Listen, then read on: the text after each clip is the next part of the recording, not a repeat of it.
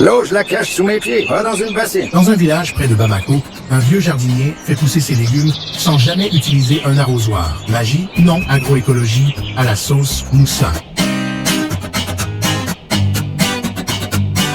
Soroma, tonton Moussa, dis donc, avec cette chaleur, tes salades devraient déjà être flétries comme des chemises oubliées au soleil.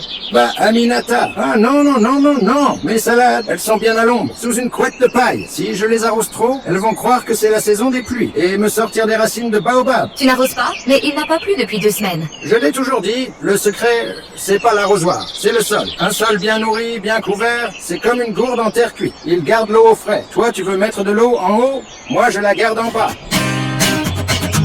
Explique-moi un peu, que je note ça pour mes apprenants. Qu'est-ce qui retient l'eau dans le sol? Tu veux le savoir scientifique ou le savoir de vieux chapeau? Les deux, mais commence par le tien. Bon, tu vois, un sol nu, c'est comme une tête chauve sous le soleil de midi. Ça chauffe, ça transpire et ça perd tout. Maintenant, tu mets du compost, un peu de fumier et hop, t'as un sol qui garde l'eau comme une éponge. Scientifiquement, c'est vrai. La matière organique augmente la capacité de rétention d'eau. Même 1% de matière organique en plus peut doubler la réserve utile du sol. Ah ben voilà. Et dire qu'on me disait vieux fou quand j'ai enterré des branches sous mes planches de légumes. Hugelculture, ils appellent ça. Moi, j'appelle ça donner à boire au jardin depuis l'outre du bois.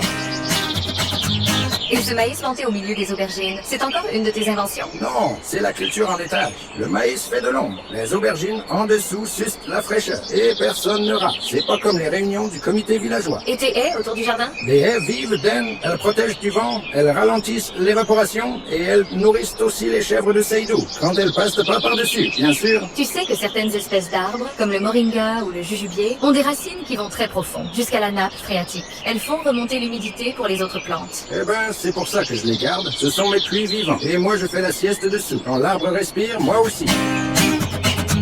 Et ces jarres en terre qu'on voit entre tes tomates? Ah, ça c'est mes poyas. Petits pots, gros effet. Tu les remplis et ils suintent comme un vieux sachet de l'eau. Mais doucement, à la racine. Et le goutte à goutte solaire, tu l'as toujours? Oui, quand les batteries volent bien. Sinon, je laisse faire les nuages. Mais faut les inviter avec une bonne danse de pluie, hein?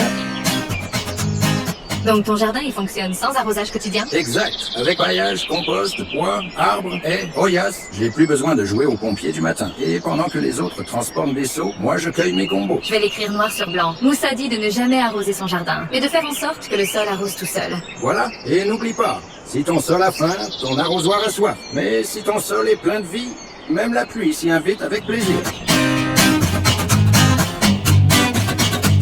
Tu veux cultiver malin comme Moussa? Pas besoin d'arroser tous les jours, mais il faut nourrir ton cerveau. Rendez-vous sur joellydevenir.pro pour des formations, des fiches et des conseils bien enracinés.